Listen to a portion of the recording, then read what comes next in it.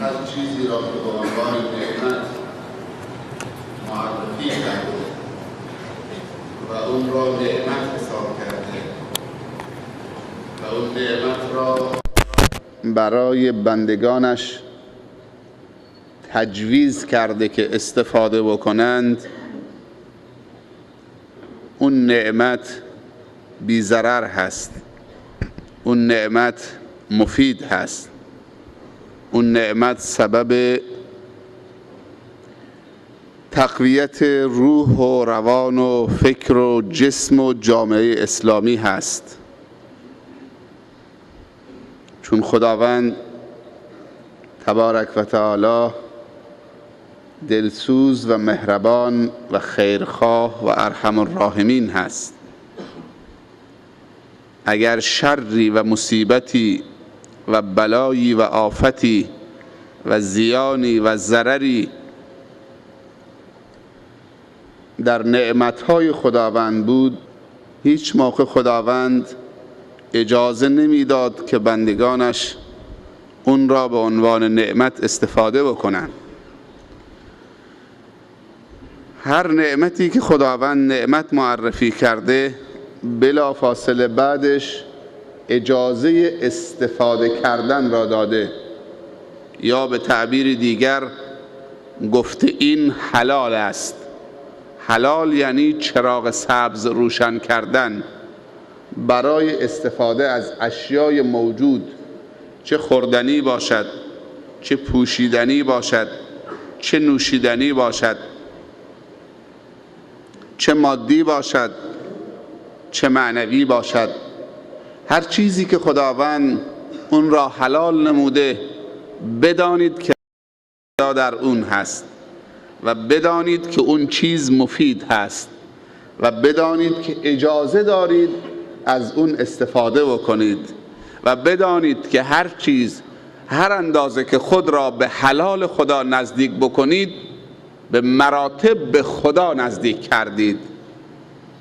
این قاعده هست. برای اینکه بتوانیم خود را روز به روز به خدا نزدیکتر کنیم، باید نعمتهای خدا را بشناسیم و با نزدیکی به نعمتهای حلال خداوند کم کم خود را به رضای خدا برسانیم. برعکسش هم صحیح است.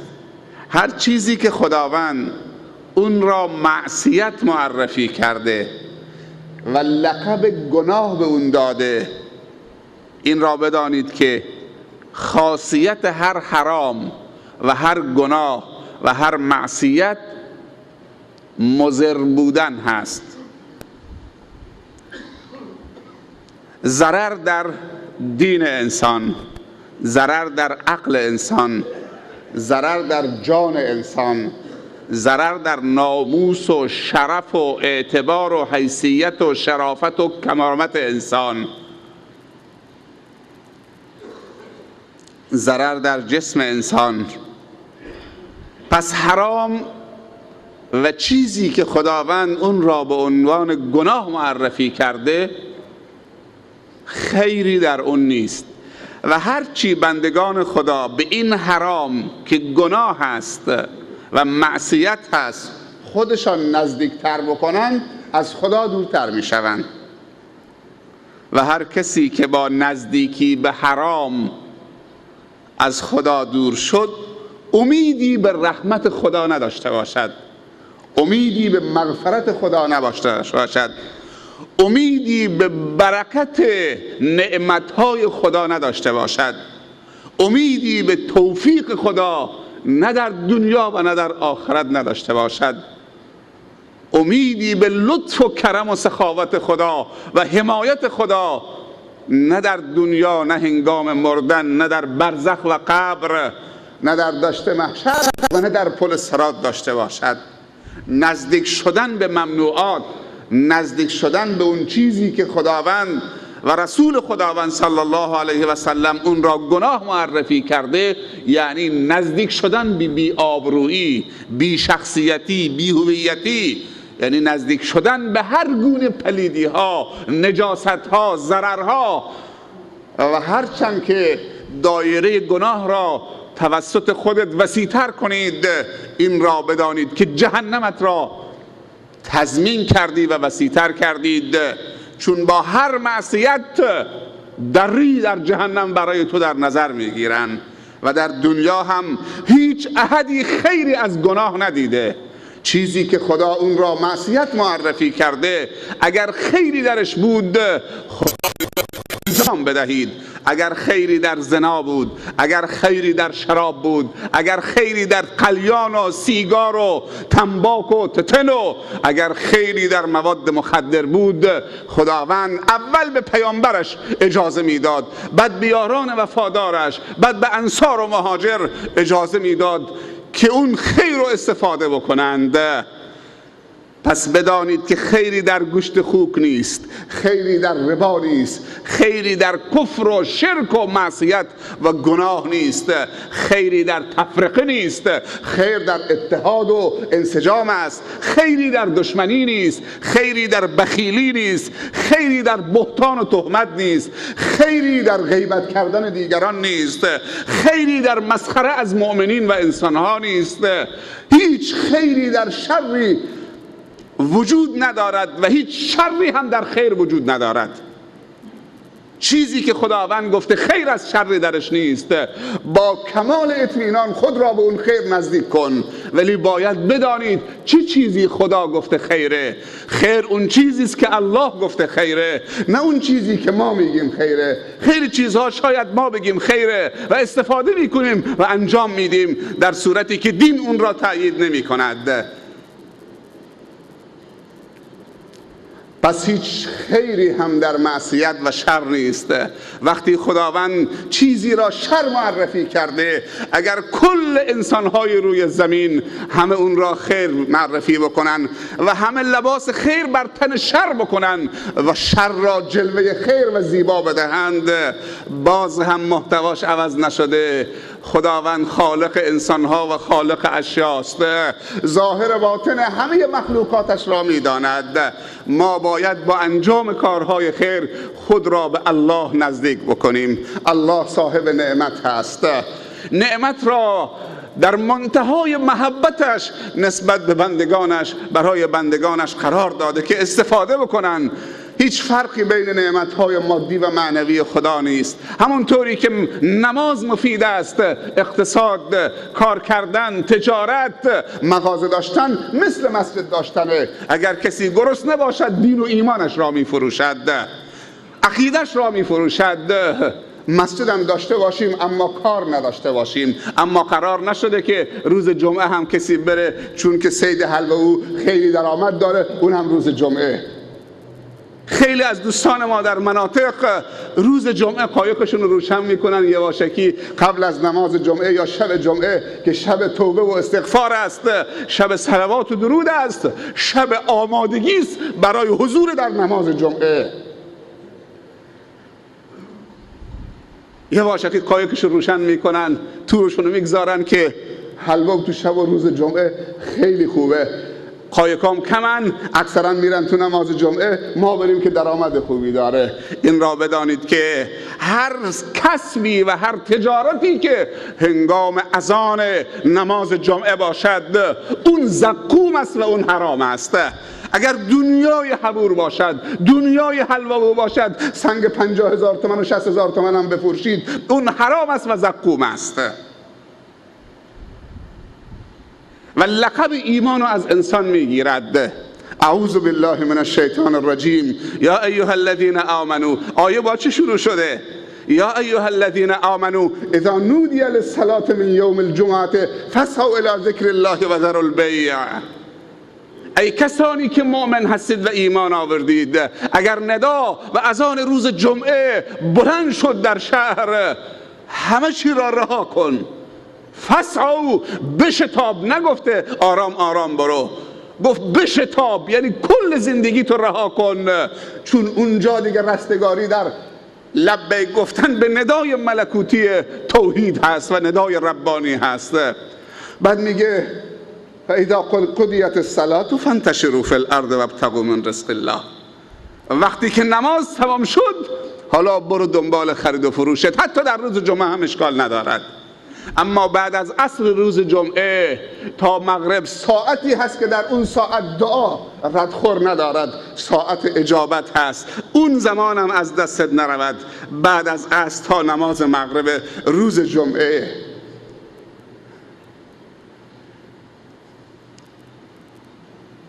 روز جمعه مسلمان به کار پرداختن و نماز جمعه را ترک کردن کمترین خصلتش خصلت یهود میگیرد که میخواستن کلاه سر خداوند بگذارن. بعضی از مسلمان ها شب جمعه حرکت میکنن یا صبح جمعه میرن روستایی تو باقی برای تفریح که تفریح داشته باشن، زن و بچه‌شون هم با خودشون میبرن. نه نماز جمعه‌ای هست نه مسجدی هست. خواسته که حالا یه روز که بیکار اداره نیست خودش با زن و بچهش همه از نماز جمعه و فضیلت نماز جمعه محروم بشوند.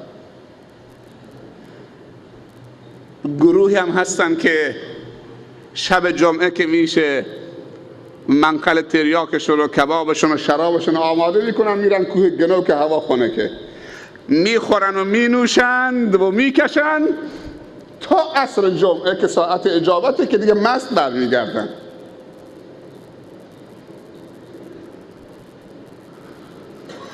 همه مسلمان و مسلمان زاده هستن، اسمشون اگه بپرسی همه اسمای اسلامی هم دارن. نعمتهای حلال خدا را شناسایی بکنیم. خداوند اگر نگاه به نیت تو کرد که از تجارت چه قصدی دارید، نان خود و حلال خود و زن و بچت بدی که دستت پیش کسی دراز نباشه، گوشت صورتت و آبروت نریزه، این عبادته. دیگه نگاه به دل دومت میکنه، چون انسان چند تا نیت داره. از یک تجارت انسان میتونه چند نیت خیر داشته باشه. این که خودش بیکار نباشه، این که درآمد حلال کسب کنه که خودش درآمد حلال و تلاش حلال برای کسب مال حلال خودش یک عبادته، این که لقمه‌ای تو دهن زن و بچهش بگذاره که دوباره خودش عبادته، این که با همین مال حلال بچهش بفرسته دانشگاه، بفرسته مدرسه دینی که دوباره خودش یک نعمته. تا اینجا نیتهایش همه از کار کردن حلال و تجارت خانواده خودشه. اما نیت بعدی که بازم میتونه از یک کار انسان چند نیت خیر داشته باشه، اینی که اگر خدا تو این لنج بهش خیری داد، برکتی داد، رزق و روزی داد و از حد خودش و خانوادهش اضافه بود، مسجد لازم داره مسجد آباد بکنه، مدرسه دینی لازم داره مدرسه دینی آباد بکنه، یتیمی در جامعه هست که کسی حمایت کننده نداره و پیامبر صلی الله علیه و سلم میفرمایند انا و کافل الیتیم کهاتین فی الجنه، و من با کسی که یک یتیم رو در دنیا کفالت بکنه، اون یتیم بی پدر و مادر را چون فرزند خودش به فرزندانش اضافه بکنه و حمایتش بکنه تا به خانه منزل برساند و رو ایمان و اخلاق و تقوا و علم و دانش و ادبش کار بکنند. میگه من با کفالت کننده یتیم مثل این دوتا انگشتم در بهشت با هم هستیم. یک یتیم میتونه تو رو به بهشت ببره، نه اون لنجت که خیرش نمی کنی. یک یتیمی که دمپایی نداره، لباس درست حسابی نداره، از کنارش رد میشی، اعتنایی بهش نمی کنی. پیامبر گفته کافیه که دستی به سر همین بکشی، از تجارتت و لنجت یک یتیم و زیر پوشش بگیری. گفته کافیه که این همین بچه یتیم بی پدر و بی کس و محروم تو رو بیاره تو بهش کنار من بگذاره، مثل این دوتا انگشتا که نزدیک همه. چرا بی تفاوت میگذاریم؟ یه لنج به دو تا لنج، دو تا لنج به سه تا لنج. کجا میخوای بری؟ به قرار شده ما لنجامون توسعه بدیم یا ایمانمون توسعه بدیم؟ لنجی که به درد ایمانمون نخوره، لنجی که به درد اسلاممون نخوره، لنجی و تجارتی و مغازی و ماشینی که به درد جامعه ما نخوره، مالی که به درد آینده مسلمین نخوره، برای تقویت ایمان و رشد ایمان و علم و دانش به درد جامعه نخوره. توسعه این لنج ها غیر از این که رو تابه بیستی، دمپایم از پاد در آوردن، روز قیامت تابه داغ زیر پاد میگذارن، میگه حالا پول جاشوا درست دادی، حساب جاشو اینجا باید بکشی. اینجا که کسی نیست که تو رو محاسبه بکنه، ماشین حساب دست خودته.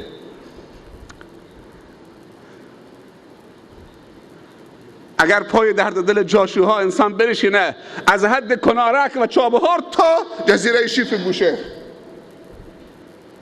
ما دلمون خوشه که لنگ داریم، ولی جاشو چی میگه؟ ملوان و صیاد چی میگه؟ اون کسی که خدا حامیشه به تو لنج داده، روزی اونها تو لنج تو گذاشته، یعنی خداوند به تو احترام قائل شده، گفته من این لنج بهت میدم که 10 تا خانواده نون بدید، نونشون تو لنج تو میذارم، ولی اگر ندادیشون نون خودت هم میبرم.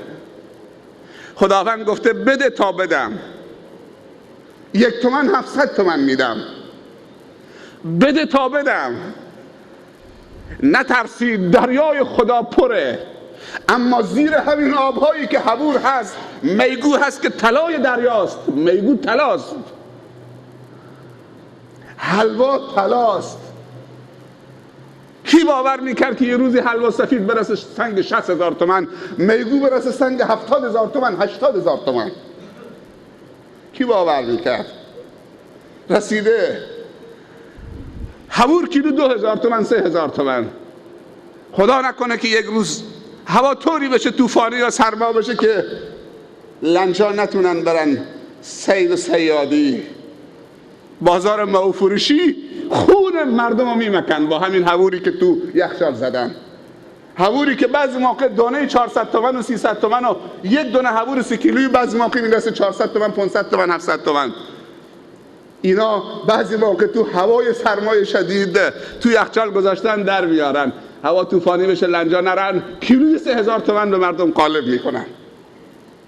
خصوصا حالا که دیگه مرغ هم چه مشکل پیدا کرده.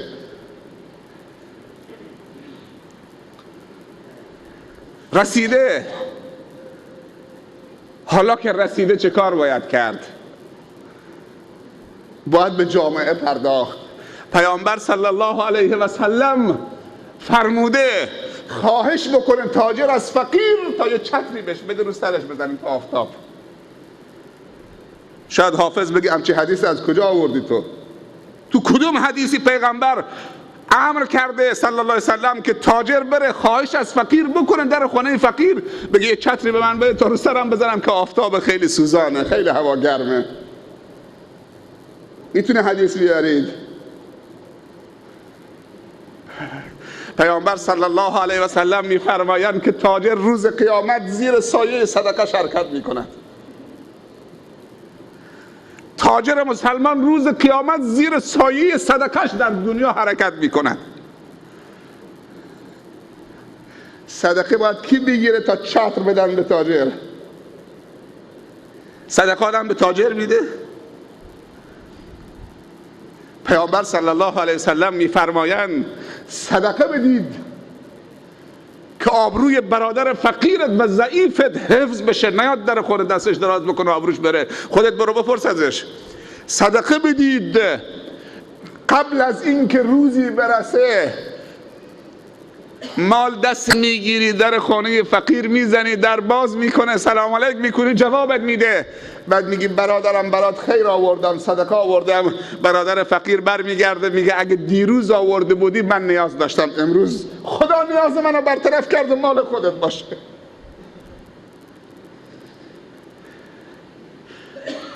خدا اون روز نیاره که تاجر مالش رو دستش باشه در خانه فقیر بگرده، فقیر نباشه ازش تحویل بگیره، یه چتری رو سرش بزنن روز قیامت.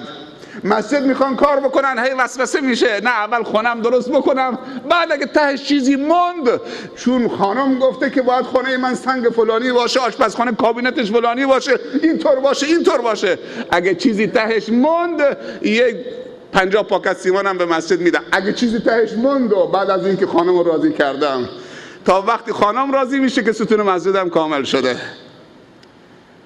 یک مسجد تو یک محلی کار میکردن، من بهشون گفتم حتی اگه پیرزنی 500 تا 1 تومانی آورد، 200 تومن آورد، ازش تحویل بگیرید، چون پیامبر صلی الله علیه وسلم فرموده رب درهم خیر من 1000 درهم. بعضی موقع یک درهم ها بهتر از 1000 درهم هست. با نیته، با چه نیتی انسان 1000 درهم میدهد و اون پیرزال با چه نیتی 2 درهم میدهد. یکی از دوستان تعریف میکرد که فلانی 500,000 تومان داد، فلانی 700,000 تومان داد، فلانی 100,000 تومان داد. دیدم که یک پیرزنی که بچه های خوردن داشت، بیوه بود، رد میشد، گفت مسجد کار نکره؟ گفتم بله مسجد کار نکرن. تو مسجد اعلام کردید که مردم پول بیارن؟ بله اعلام کردیم. میگه اگه منم یه پولی بدم تحویل میگیری به خودی؟ بچه ها صغیرن و سرپرست هم نیست و میگه دست کرد هم گوشه دستمالش باز کرد، 2000 تومان تو گوشه دستمال بود. گفت 2000 تومان هم تحویل میگیری؟ و دستت هم میبوسی. 2000 تومان هم تحویل میگیری؟ اصلا خداوند 1 تومان هم تحویل میگیره کار خیر. خدا نگاه به نیت میکنه.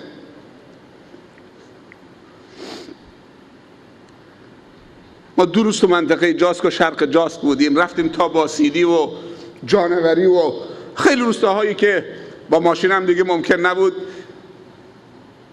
یه گذری کردیم بر وضع معیشتی و مدرسه و مساجد مردم چه کار دارن میکنن. یه چیز بگم شاید ناراحتم بشید، با یک خانه‌ای که داخل کلاهی هست میشه 50 تا خانه اونجا درست کرد. خانه هاشون کپری بود. سوال کردم این خانه الان مدرن ترینش، این خانه مدرن کپری چقدر قیمتش؟ گفت 120,000 تومان. گفت 120,000 تومان. 120,000 تومان پول چیه؟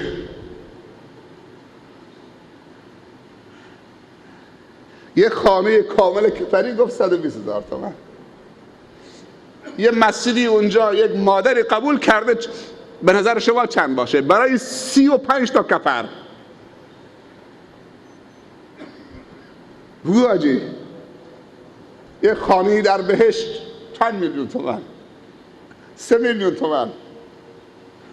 پیامبر صلی الله علیه وسلم میفرمایند من بنا لله مسجدا ولو کمفحص طیر بنا الله له بیتا فی الجنه. کسی که خانه‌ای برای عبادت خدا در روی زمین بنا کند با نیت خدایی، نه با نیت شهرت و ریا که این مسجد مال طایفه فلانیه، با نیت خدایی، خداوند در مقابلش خانی و دنباله حدیث ولو کمفحص طیر، حتی اگر به اندازه لانه گنجشکی باشد، خداوند در روز قیامت در بهشت بیتی از بیوت خودش در بهشت برای اون درست می کند. بنا الله له بیتا، خدا بنا می کند برای او بیتی، خانه‌ای در بهشت خودش. من رفتم بازدید بکنم که یک گزارشی به اون پیرزال بفرستم که این مسجد درست شده برای 35 تا خانواده کپری. گفتم مسجدتون کوچک نیست؟ گفت الحمدلله همین هم نداشتیم. یه ملا حسن هم داشتن، گفت کلاس قرآن داره، امام مسجد منو با بچه همون کلاس قرآن کار میکنه. با 3 میلیون تومان یک مسجد تو یک روستای کپری 35 در خانه مسجد ندارن. خانه هاشون هم 120,000 تومان قیمتشه. هر 2 ماهی برای یک خانواده، برای 4 نفر 2 گونه نان میدن، غذاشون فقط آرده. کلاهی که الحمدلله خدا داده، فقط شکرش بکنیم. اونام بلوچ هم مثل شما. یکم از توی لنج ها در بیایید، یه وقت هم بذارید برید ببینید تا نعمتهای خدا که داده قدرش بدونیم. خیلی جاها دارن اسراف میکنن، ولخرجی میکنن، چیزهای اضافی تو خونه آوردن. بعضی خونه ها میرید تو همین روستاهای خودمون، تو سالن پذیراییش دکور کرده 10 تا مجسمه گذاشته، نمیدونم فلان گذاشته، گلدون فلان گذاشته، نمیدونم فلان گذاشته، فلان گذاشته. سوال میکنید اینا چیه؟ میگه این دکوره. خاصیت این مجسمه ها چیه؟ رسم دیگه، دکوره، دکور، زیبایی خونه.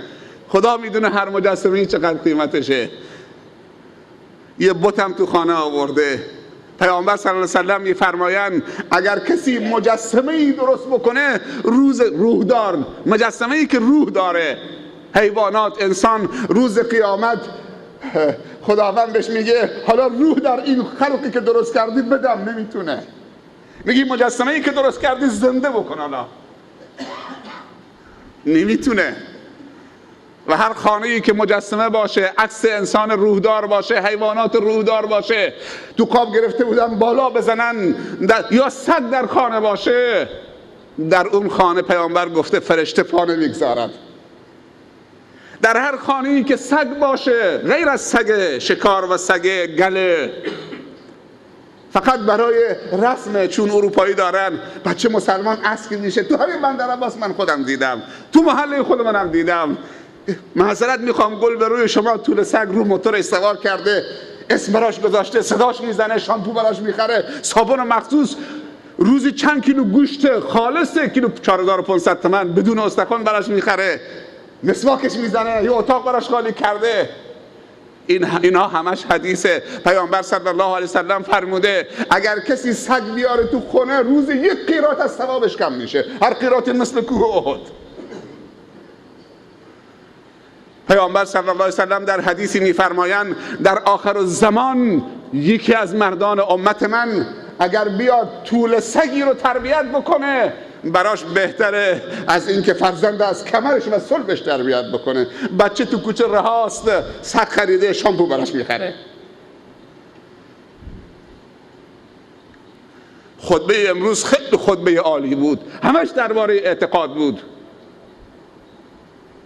روز نحس، شب نحس، نمیدونم چهارشنبه نحس، کسی مسافرت نره. اگر کلاغ آمد رو دیوار کار کرد، میگن امروز روز نحسیه چون کلاغ آمده. اگر بلبل آمد چهچه زد، امروز روز خوبیه، مهمان میاد. کی گفته همچه چیزی؟ کدوم عقیدی، کدوم خدایی، کدوم پیغمبری، کدوم آیه قرآن، کدوم حدیثی؟ پیامبر میگه لا طیرته.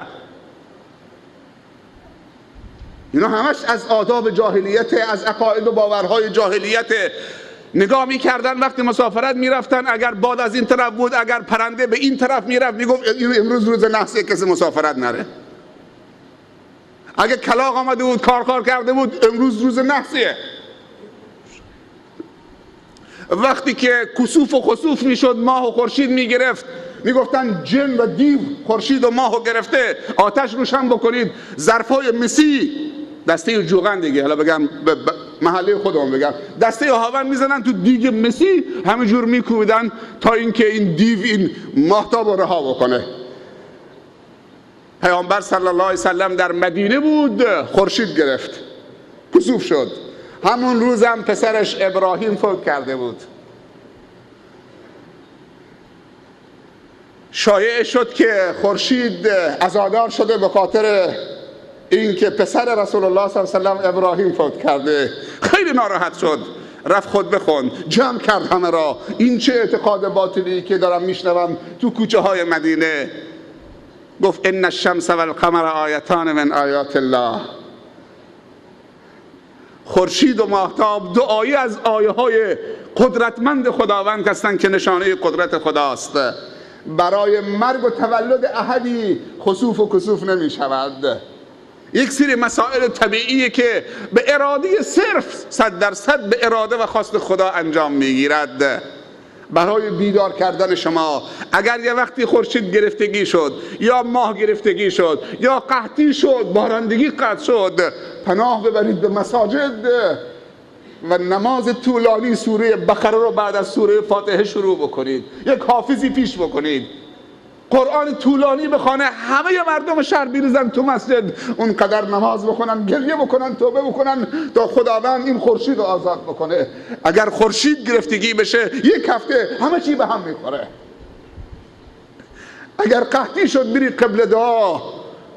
امروز آقا میخواد بره قبله دعا، نماز باران، شیک میپوشه، آتکلم میزنه، لباسش اتو میکنه، جورابش میپوشه، کفشش واکس میزنه، نمیدونم قلم میزنه سر جیبش با یه لباسی. میدون نماز باران چیه؟ وقتی میخوای بری قبل دعا، باید با یک لباسی برید، سرت بندازید پایین، گریه بکنید. حتی پیامبر گفته بچه های کوچک ببرید. حیواناتی که تو شهر هست همه به سینه بریزید با خودتون ببرید، تا اگر شما گناهکارید خدا به این حیوانات رحم بکنه، به گریه بچه کوچک رحم بکنه.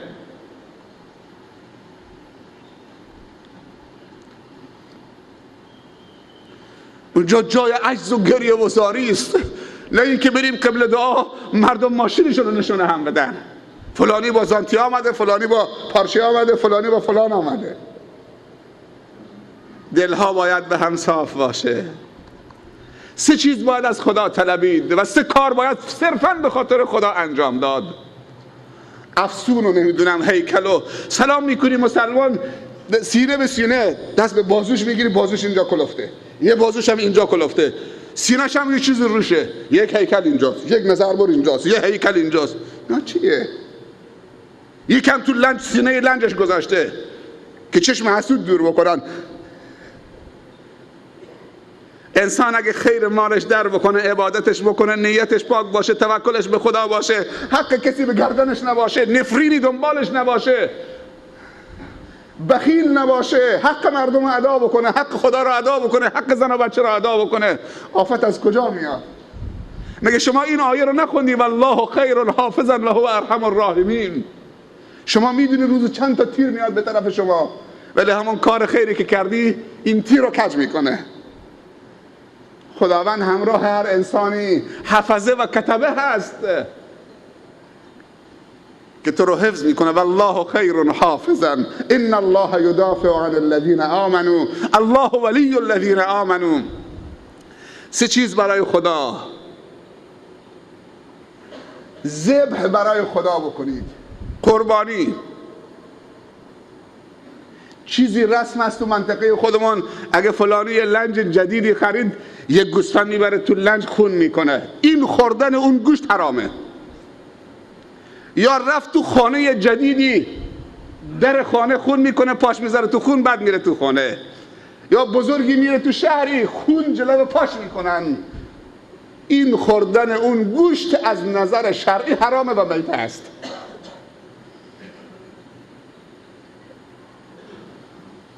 خیلی ها از ما این کار کرده، تا الان نفهمیدید.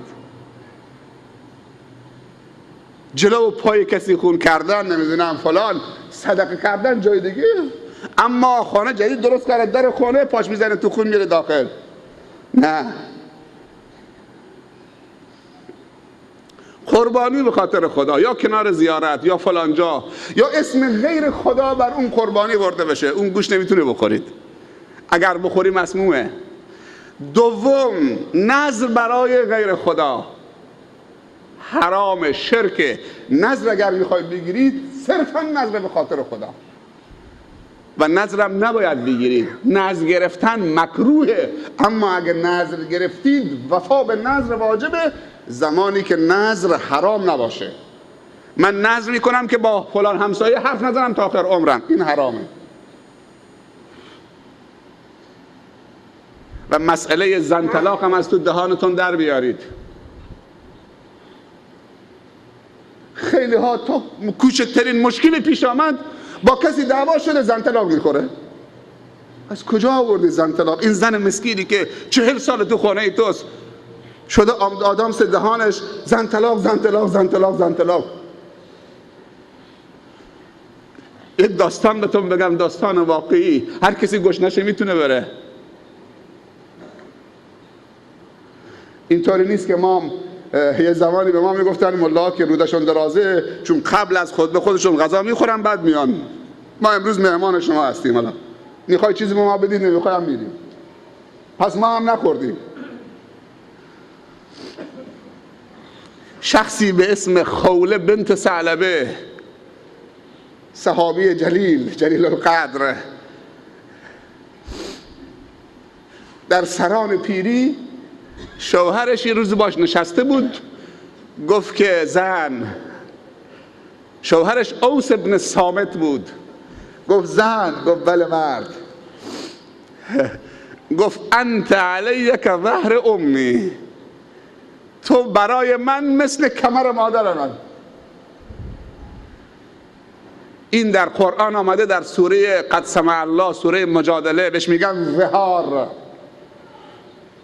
ظهار چیه؟ مردی به زنش بگه دستت مثل دست خواهرمه، مثل دست مادرمه، کمرت مثل کمر مادرمه.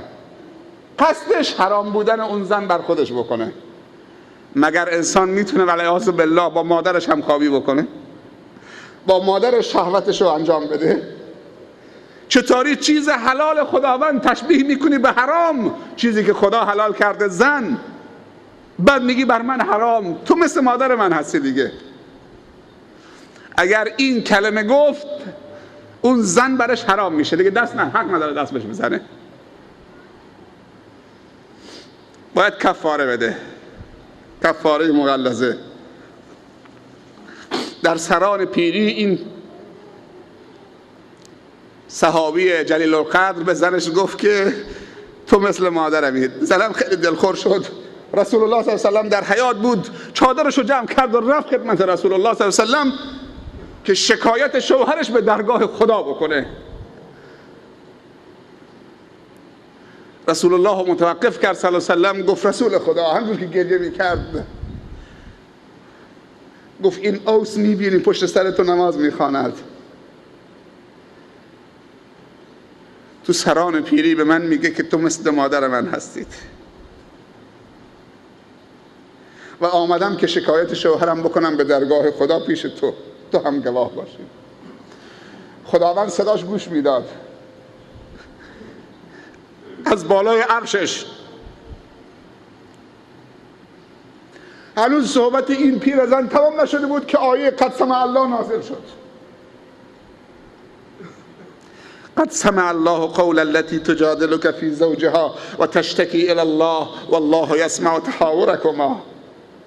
خداوند شنید صدای اون زنی که آمد پیش تو شکایت شوهرش میکرده که ازش مظاهره کرده. و بعد خداوند گفت چرا این همه دروغ میگید؟ کی زن مثل مادره؟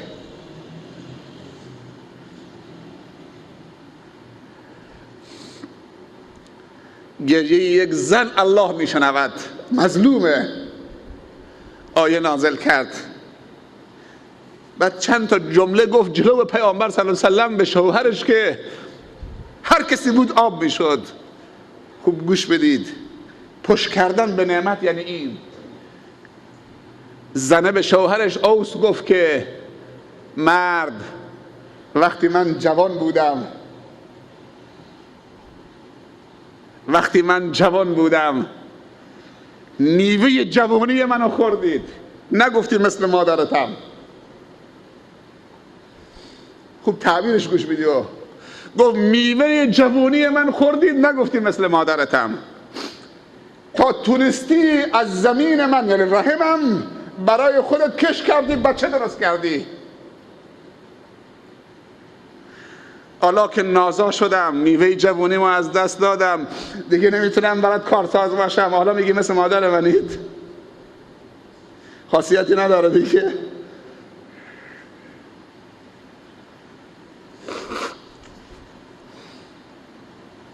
گذشت تا رسید خلافت عمر رضی الله عنه، امیر المؤمنین عمر. چند سال گذشت؟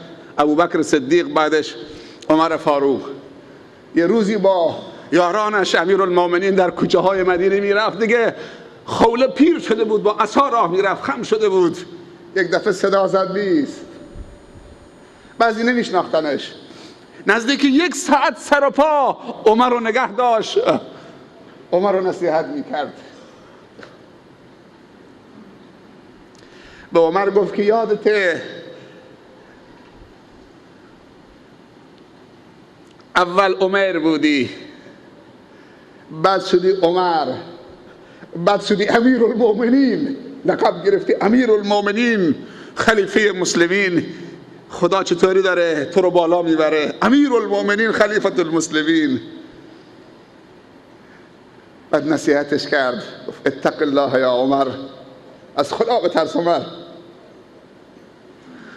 عمر کسانی که نصیحتش میکردن رو سرش میذاشت. ما امروز اگه کسی رو نصیحت کردیم دیگه تا آخر عمر با من صحبت نمیکنه.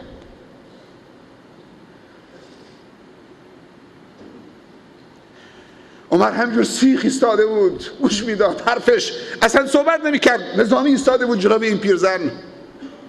تعجب میکردن یاران عمر ایستادن یه گوشی که این پیرزن کیه بگه که عمر رو این همه معطل کرده. سر صدا بلند شد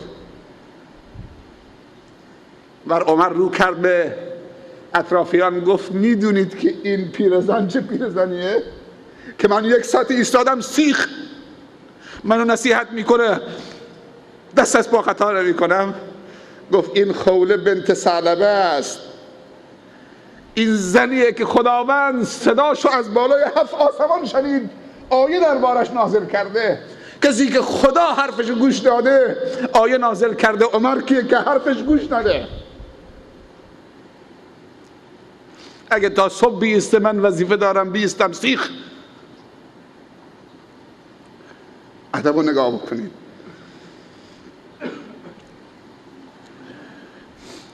سه چیز باید برای خدا، یکی نذر، یکی قربانی، یکی قسم. هیچ احدی از مسلمان حق نداره به غیر خدا قسم بخوره. نه جان بابام، نه جان مادرم، نه سر فرزندم، نه پیر و پیغمبر که میرسی، نه به فلان زیارت، نه به فلان نمیدونم امام، نه به فلان قبه. هیچ احدی. قسم فقط 3 تا لفظ داره، والله، بالله، تالله. هر کسی قسم به غیر خدا بخوره و غیر خدا را بزرگ بکنه در مقابل خدا، همون چیزی که بهش قسم خورده سبب بلای ناگهانی جانش می شود. چقدر روزانه قسم میخوریم؟ حتی قسم به خدا خوردن هم درست نیست که بی خود و بی جهت گاه و بیگاه خدا رو پایین بیاریم. پارچه میخواد بد بزنه، خدا وکیلی که متر این قدره، جنسش اعلاست، حالا مارکش عوض کرده. کفش میخواد بفروشه، خدا رو میاد پایین.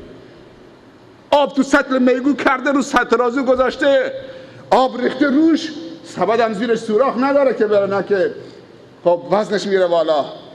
خدا وکیلی که این فلانن. وقتی که میگوی کمی آبش تمام شد، خوشتر شد، میبینی 2 کیلو کمه و این 2 کیلو میخواد بخوره، میخواد نطفه ببنده، میخواد بچه درست بکنه با این 2 کیلوی حرام.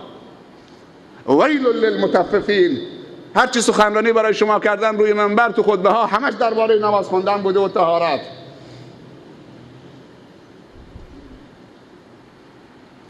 ویل للمطففین الذین اذا اکتالوا علی الناس یستوفون و اذا کالوهم او وزنوهم یخسرون.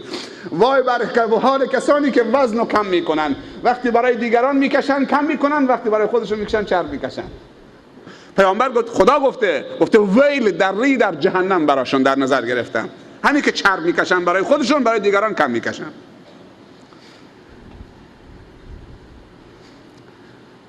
قسم به غیر خدا شرک است.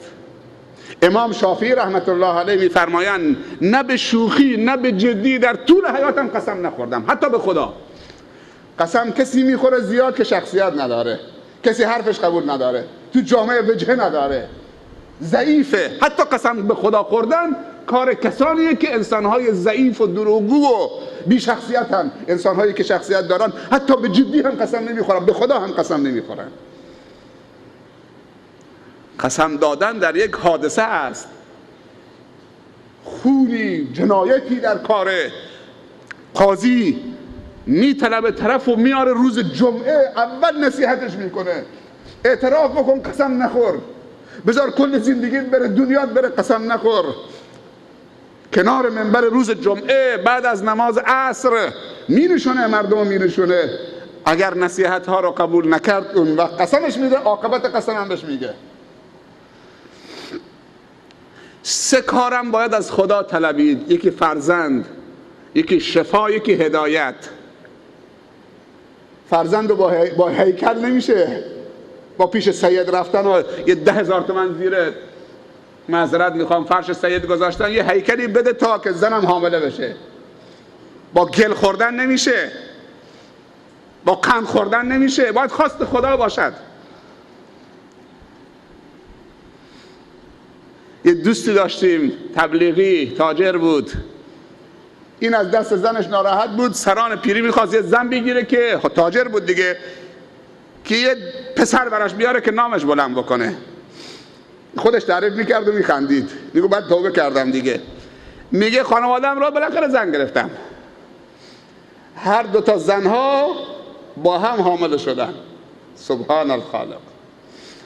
اولی که همه 5-6 تا دختر آورده بود، دومی که چه گرفته بودم که خدا یک پسرم بده تا نامم بلند بکنه. نام با پسر بلند نمیشه، نام با عمل صالح بلند میشه. ما تاجری داریم که نصف بندر مال خودش 2 تا پسر معتاد داره. بیوه زنی داریم که شوهرم نداره، شوهر مرده، از 6 تا دختر دانشجو داره، هر 6 تا یتیمن. گفت که هر دوتا با هم حامله شدن، از دومی پسر میخواستم دیگه، دختر تقریبا خسته شده بود. بعد میگه با هم که حامله شدن زایمان کردن، سبحان الخالق، دومی دختر شد، از زن جدیدم مال زن اولی پسر شد. دیگه سر به سجده گذاشتم، گریه کردم خدایا معاف فرما. میگه خدا بهم گفت تو کار من دخالت نکن، بگو خدایا بچه‌مو صالح بگردان. چه بسا 6 تا دختر بهت میده، دعا میکنی از زنت پسر نمیده، اما از 90 از همین دختر شوهر میکنه یک پسری بهت میده، 90 که دنیا رو پر از میراث پیامبر میکنه. چرا دخالت تو کاره؟ میگه در جا سر به سجده گذاشتم، بارالله ها. زن دوم که به خاطر پسر گرفتید نعمت منو پشت میکنید، من به دختر میدم، از زن اولی پسر بهت میدم. باید از خدا طلبید، با گل خوردن و نمیدونم فلان و پیش فلان و هیکل بستن و فلان کردن. دوستی، حالا یک مزاحی هم بکنم، دوستی دارم 4-5 ساله که بچه دار نمیشه. میگه یه روز شیخ عالمه، میگه یه روز میخواستم برم روستا خطبه بخونم، سر جاده سر بودم، دست زدم، یه نفر آمد گفت 2000 تومن. گفتم نه. یکی آمد مال طرف دارها بود، اون طرفا بود دیگه، دست زد، من ایستادم، گفتم دربست.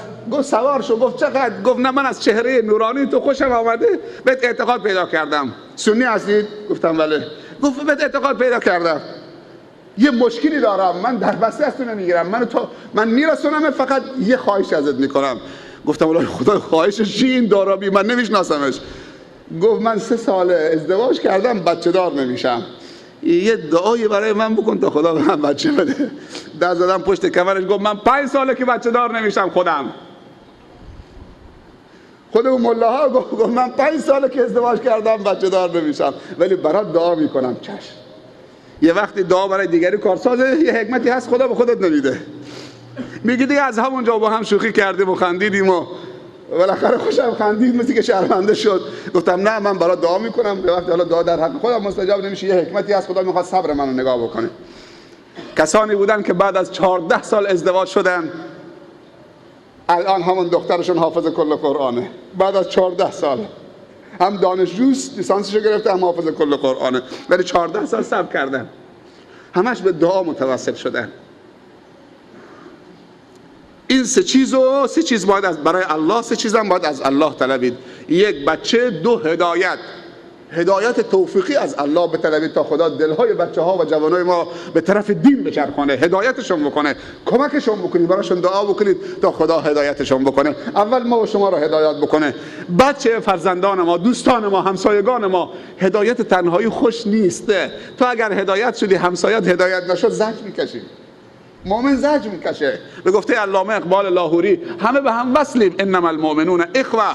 گر در یمنی چو با منی پیش منی، ور پیش منی چو بی منی در یمنی. من با تو چنینم ای نگار یمنی، خود در عجبم که من تو ام یا تو منی. چین و عرب همارا، هندوستان همارا، مسلم هی هم وطن ہے، سارا جهان همارا. چین و عرب مال منه، هندوستان مال منه، مسلمان هر کجا که باشه هموطنمه، سارا جهان همارا، کل جهان مال منه. اگر هدایت میطلبی برای همه همسایگان، بچه های شهرت، محلت، برای همه انسان های کافر حتی. این 2 چیز. 3 شفا فقط باید از الله طلبید. اذا مرضت فهو، حافظ کجاست؟ فهو یشفین، آیه قرآنه. بله الله ادب و یاد ما میده که مسلمان وقتی مریض شد بگه الله یشفین. ما اول میریم زورمون با دکتر میزنیم، بعد حالا که دیگه دکتر اگه مؤمن باشه، بعضی دکترها دیگه کار به بنبست که رسید میگه کار من دیگه اینجا کارساز نیست، طب من، هنر من دیگه فقط یک در برات مونده. دکترها اگه بعضی دکترها مؤمنن، دکتر میگه تنها نجاتت این که فقط الله فرجی بکنه. ولی چه فایده؟ روز اولی که میخوای بری دکتر یه صدقه ای بده، یه دعایی بکن به دوستان، به دارالتحفیظا که سرشون تو قرآنه، به مدارس دینی، به طلاب، به انسانهای صالح سفارش بکن برات دعا بکنن. بعد که دعا کردن حالا پول تهیه بکن برای دکتر. وقتی هم دکتر میری اعتقاد به دکتر نباشه، اعتقاد به شفای خدا باشه، دکتر کارسازه. ولی بعضی دکتر خدا میدونن آقای دکتر دستم به دامنه، تو رو به خدا، تو رو به هر پیر و پیغمبری که میرسی بچه منو شفا بده، بچه منو علاج بکن، بچه منو فلان بکن. ما کسانی داریم که تو خانواده 5 تا متخصص جراح و پزشک دارن، بچه‌شون مریض شد تا آمریکا بردن مرد. ولی تو روستا هم هست که به دکترم دیر میرسه، پیرزن گریه میکنه، دعا میکنه خدا چوکم شفا بده که دیگه هیچ مال نمیدین، همون دعا شفاش میده، خوب میشه. خانواده‌ای بوده 5 تا متخصص و جراح داشته، نتونستن بچه‌شون رو نجات بدن، دکتر متخصص جراح تا آمریکا فرستادن، پولم داشتن. روستایی میاد از همه جا حیله ها قطع می شود، فقط خدا خدا می زند. معمولا روستایی ها صافن، خدا خدا خدا بی رنگ و ریان. نه تو خانواده باسواد هست نه پزشک هست، فقط الله هست. اذا مرضت فهو یشفین. خیلی حوصله کردید، ساعت 1:30، 1 ساعت براتون صحبت کردم. امیدوارم که این صحبت ها بی تأثیر نباشه.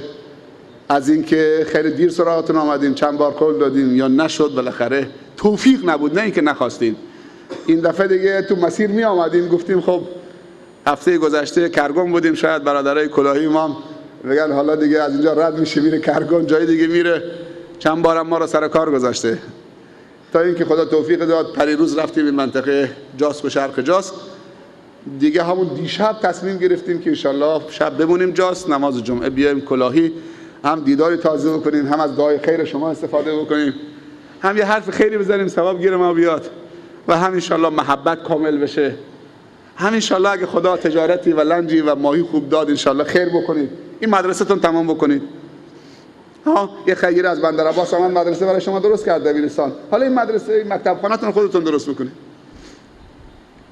یکی از دوستان تعریف میکرد، میگفت رفتم پیش یک کسی که کمک بکن به کلاهی همین مکتب خانه تمام بکنیم. گفت من به کلاهی کمک نمیکنم، خودشون دارن، همین بستونه دیگه. طرف بگه من به کلاهی کمک نمیکنم، حالا خیر را به صاحبش میبره. تو به هر نیتی و هر کجا، تو دبی هم خیلی ها کار خیر میکنن، تو خود دبی، پس حکومت دبی باید انجام بده، تاجرم هست، خیر راهش به صاحبش میبره. ولی خودتون بلند بشید، آسین بزنید بالا، هر لنجی 2 میلیون تومان 3 میلیون تومان به جای دوری نمیره. اگر ندادید یه وقتی یک کشتی میاد رو تورتون میزنه 50 تن تور میبره. 50 تن لی چقدر قیمتش؟ بگه نشده؟ تو دریا میری شافته، تو دریا میری پنکت دیریارت. حالا اونجا خدا خدا زرهی کشگام 2 میلیون تومان که شیخ گوی مسجدم داده یا مکتب خونم داده، ولی دیگه گذشت. مریضی دور میشه، آفت دور میشه. همکاری بکنید انشاءالله، نام‌نویسی بکنید. هفته گذشته تو کرگون خیلی جلسه جالبی بود، برای مسجدشون 50 میلیون تومان جمع شد تو مسجد، توی سخنرانی همه اسم نوشتن. بعد از نماز جمعه رفتیم با زنها، 1000 تا از قاهره آمده بودن تو مکتب خونهشون، نشستیم. اونها هم حالا میگن که طلا میارن، هلنگو میارن، گوشواره میارن، نمیدونم انگشتر میارن. مسجد مال ماست، میخوان درست بکنین. شما هم هر لنجی قایی که مثلا 500 تومان بده، هر لنجی 2 میلیون 3 میلیون بده. اونایی که بیشتر دارن، یه عزیزی 30 میلیون تومان داد اونجا، نوشت، تشویق شدن دیگران، بالاخره مسجد درست میشه. من میخوام این خبر خوش انشالله اونجا که هستم چه بشنوم که چطوری انشالله کوچه هاتون اسفالت بکنید، کاراتون انجام بدید. خیر از بیرون آمد ازش تشکر بکنید، ولی از خودتون هم همت نشون بدید تا خدا برکت بندازه. و مهمترین چیز با هم اتحاد داشته باشید. یک نفر مغرض نیاد به جان شما بیفته، خدای نکرده 2 تا جوان با هم دعوا بکنن، بزرگان به جان هم بیفتن، و خدای نکرده این صفا و صمیمیت و اتحاد و یک پارچگی و اتحاد وقتی میره ایمان میره. دیگه آدم تو روی هم نیستید، خیلی ناجوره دیگه. معذرت خواهی کردن مشکله. اگه حرفی از دهنم به پدرم در رفت دیگه، الان بعد دیگه هر کاری میخوام بکنم نمیشه دیگه، به اون حالت اول بر نمیگرده. اللهم اجعل جمعنا هذا جمعا مرحوما واجعل تفرقنا من بعدها تفرقا معصوما. اللهم لا تجعل فينا ولا منا ولا معنا شقيا ولا محروما. ربنا ظلمنا انفسنا وان لم تغفر لنا وترحمنا لنكونن من الخاسرين. رب اغفر وارحم وانت خير الراحمين. ربنا آتنا في الدنيا حسنة وفي الآخرة حسنة وقنا عذاب النار. اللهم انا نسألك الجنة الفردوس وما قرب اليها من قول وعمل، ونعوذ بك من النيران وما قرب اليها من قول وعمل. اللهم إنا نسألك حبك وحب من يحبك والعمل الذي يبلغنا إلى حبك. اللهم إنك عفو كريم تحب العفو فاعف عنا. ربنا آتنا في الدنيا حسنة وفي الآخرة حسنة وقنا عذاب النار. نستغفرك اللهم من جميع الذنوب والخطايا ونتوب إليك. سبحان ربك رب العزة عما يصفون وسلام على المرسلين والحمد لله رب العالمین. موفق و مؤید و سربلند باشید. برای سلامتی خودتون و خانواده‌تون یه اجماعاً یک صلوات محمدی غرا خط بفرمایید. صلی علی محمد.